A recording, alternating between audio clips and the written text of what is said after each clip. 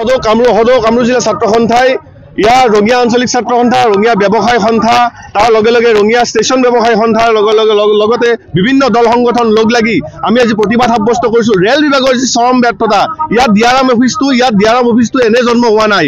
এই অঞ্চলৰ ৰঙিয়াবাসী ৰাইজৰ আন্দোলনৰ ভাৰত ইয়াত ডিআৰএম অফিচ এটা জন্ম হৈছিলে।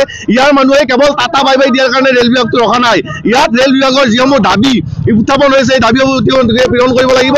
অনাগত দিনকেইটাত যদি এই দাবীসমূহ পূৰণ নকৰে ছাত্ৰ সন্থা কিন্তু নীৰৱে বহি নাথাকে। কাৰণ পৰৱৰ্তী সময়ত প্ৰতিবাৰে প্ৰতিটো ক্ষেত্ৰত যদি ইয়াত এখন লোকেল ট্ৰেইন ৰখাব লগা হয়, ইয়াৰ ৰাইজে প্ৰতিবাদ কৰিব লগা হয়। ইয়াত বিভিন্ন ক্ষেত্ৰত নিয়োগকে আদি কৰি যিসমূহ ব্যৱসায় প্ৰতিষ্ঠান গঢ় লৈ উঠিছে, অনা অসমীয়া দপদপনি চলিছে। আমি ধিক্কাৰ জনাইছোঁ আৰু ডিআৰএম গৰাকীক জনাব বিচাৰিছোঁ, সুকীয়াই দিব বিচাৰিছোঁ যে অসমৰ তেওঁলোকে অসমৰ হাৱা পানী খোৱা মানুহগৰাকীয়ে যিগৰাকী মানুহ এচি ৰুমত বহি থাকিলে নহ'ব।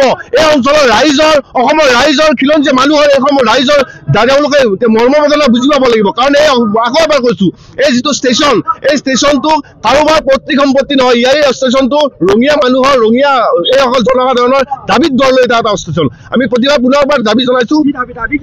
দাবী এটাই দাবী যে ইয়াত বহুত বিভিন্ন কেইটা দাবী আমি স্থাপন কৰিছোঁ। প্ৰায় আমি 10 দফীয়া দাবী কৰি লৈছোঁ। ৰঙিয়া ৰেল ষ্টেচনত FOB দুয়োমূৰে RMP ব্যৱস্থা কৰি ইয়াৰ সিপাৰ হ'বলৈ খোলা ৰাখিছোঁ।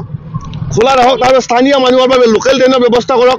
বন্দে ভাৰত 22227 ৰাজধানী এক্সপ্ৰেছ 20503 ৰঙিয়া ষ্টপেজৰ অনুমোদন কৰক। ৰেল বিভাগৰ তৃতীয় আৰু চতুৰ্থ বিভাগত থলুৱা প্ৰাৰ্থী নিযুক্তি দিয়ক।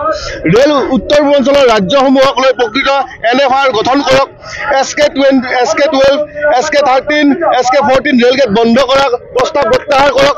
বহু প্ৰয়োজনীয় ৰঙিয়া তিনিআলিত থকা ৰেলৱে লেভেল ক্ৰছিং RM2 ৰেলগেটৰ ওপৰত উৰণীয়া সেতু নিৰ্মাণ কৰক। ৰেল ষ্টেচনৰ সকলোবোৰ প্লেটফৰ্মত শৌচাগাৰ, বহা আসন, খোৱা পানীৰ ব্যৱস্থা কৰক।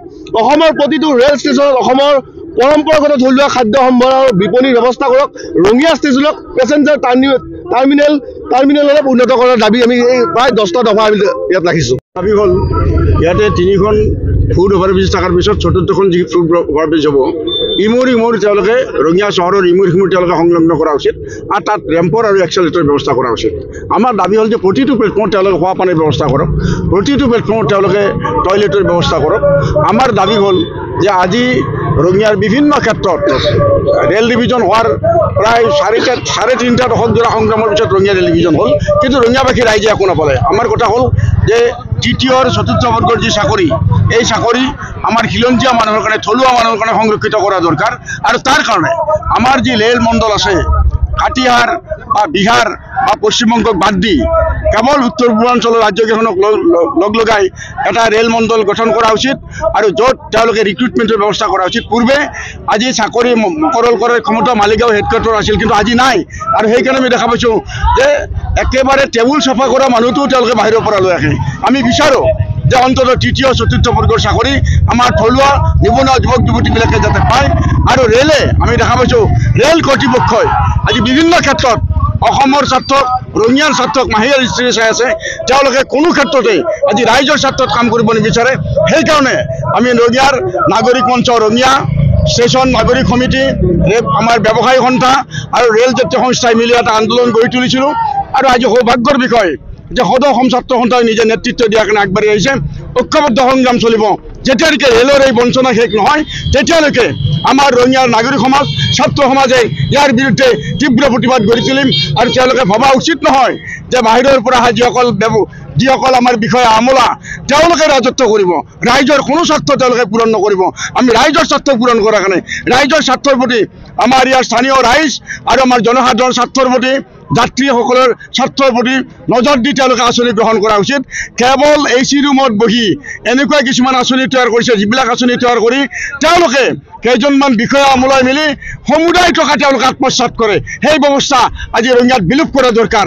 আমাৰ ৰাইজৰ ধন যাতে ৰাইজৰ কামত লাগে তাৰ কাৰণে ব্যৱস্থা কৰা দৰকাৰ। তাৰ কাৰণে আমাৰ আজি ঐক্যবদ্ধ সংগ্ৰাম। এইটোৱে দাবী। আজি মন কৰক, ষ্টেচনৰ ফালত আপোনালোকে যাওক, দেখিব কোনো এখন ট্ৰেইন নাই। ৰাতিপুৱা আপুনি 9 বজাৰ পৰা সন্ধিয়া প্ৰায় 5 বজালৈ এই ৰঙিয়া জংচনৰ পৰা আপুনি গুৱাহাটী যাব না বঙাইগাঁও যাব, কোনো লোকেল ট্ৰেইন নাই। তেতিয়াহ'লে এই ৰেল ষ্টেচন, এই বিশাল ৰেল শিল্প কিহৰ কাৰণে? সেইটোৱে আমাৰ কথা যে ভাৰত, আজি আপোনালোকে মন কৰক, আমি ইয়াত লিখি দিছোঁ কিমান ইণ্ডিয়ান ৰেলৱে আৰ্ণ কৰিছে। 2,56 crore তেওঁলোকৰ আয় ইনকাম হৈছে। সেই ইনকামটো কাৰ ব্যৱহাৰতহে ইনকামবিলাক তেওঁলোকে ব্যৱহাৰ কৰিছে। যদি আমাৰ স্থানীয় মানুহৰ আজি ষ্টেচনত যাওক, আপোনাৰ দেখাত আপোনাৰ বাহিৰৰ ফালে আপোনাৰ ধুনীয়া ৰং চং কৰিব, ভিতৰত আপোনালোকে 1 নম্বৰ প্লেটফৰ্ম আদি কোনো প্লেটফৰ্মত বহা টয়লেট নাই, ড্ৰিংকিং ৱাটাৰ নাই, চিটিং এৰেঞ্জমেণ্ট নাই। গতিকে এই যিটো আমাৰ কথা যে ৰেল শিল্পৰ যিটো তেওঁলোকৰ উপাৰ্জন আয়, সেইটো আমাৰ স্থানীয় মানুহৰ না কৰ্মসংস্থানত নে পৰোক্ষ হওক প্ৰত্যক্ষ কোনো কৰ্মসংস্থানৰ ব্যৱস্থা নাই। ৰেল ষ্টেচনত যাওক, যিবিলাক ভিতৰৰ ভেণ্ডৰ, তাত আপুনি কোনো অসমীয়াৰ তাত কোনো সুবাস বিচাৰি নাপাব, কোনো অসমীয়া ব্যৱসায় তাত অস্তিত্ব নাপাব। গতিকে আপোনাৰ মই যেনেকৈ ক'লোঁ লোকেল ট্ৰেইন নাই, তেনেকৈ ব্যৱসায়তো আজি আমাৰ অসমৰ স্থানীয় জনসাধাৰণ বঞ্চিত হৈছে। গতিকে এই স্থিতিৰ বিৰুদ্ধে আমাৰ যি প্ৰতিবাদ, আমি এই আজি সমাৱেশৰ জৰিয়তে আমি আমাৰ মাননীয় জনপ্ৰতিনিধিসকলক আবেদন জনাইছোঁ যে আপোনালোকে সময় দিয়ক।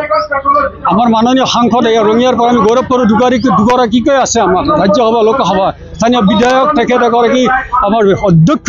ইমান সুন্দৰ পজিশ্যনত আমি জনপ্ৰতিনিধি নিৰ্বাচিত কৰিলোঁ, কিন্তু তেখেতসকলে আজি এই ৰাইজৰ যি ৰেল সমস্যাৰ সেই সমস্যা সমাধানৰ কাৰণে তেখেতসকলে না জিএমৰ ওচৰত গৈছে, জিএমৰ লগত আলোচনা কৰিছে, না ডিআৰএমৰ ওচৰত আহিছে। গতিকে প্লিজ কামন আমাৰ এই সমস্যাবিলাক সমাধান কৰাৰ কাৰণে আপোনালোক সাংবিধানিক ক্ষমতা দিছে। আমি আশা কৰোঁ এই সমস্যা সমাধান কৰিব পাৰে। কেনেকৈ অৱহেলা মই কৈ নাথাকোঁ, হয়তো দীঘলীয়া হ'ব। বন্দে ভাৰত এখন ট্ৰেইন এইফালেদি চলালে, ৰঙিয়াত কোনো ষ্টপেজ নিদিলে, ৰাজধানী আছে 20503 সপ্তাহত 5 দিন যায়, কোনো ষ্টপেজ নাই। তাৰমানে ৰঙিয়াক যি ধৰণে গুৰুত্ব দিব, ৰঙিয়া মানে কেৱল ৰঙিয়া অঞ্চল, কেৱল ৰঙিয়া নহয়, আজি আপুনি মন কৰক গোটেই আমাৰ উত্তৰ পাৰ জড়িত হৈ আছে, বিশাল নামনি অসমৰ এটা গেটৱে। গতিকে এই ৰঙিয়াকো সম্পূৰ্ণভাৱে এটা তেওঁলোকে ডিপ্ৰাইভ কৰি ৰাখি থ'লে, এইবিলাক খবৰে আজি ইয়াৰ বহিঃপ্ৰকাশ ঘটিছে।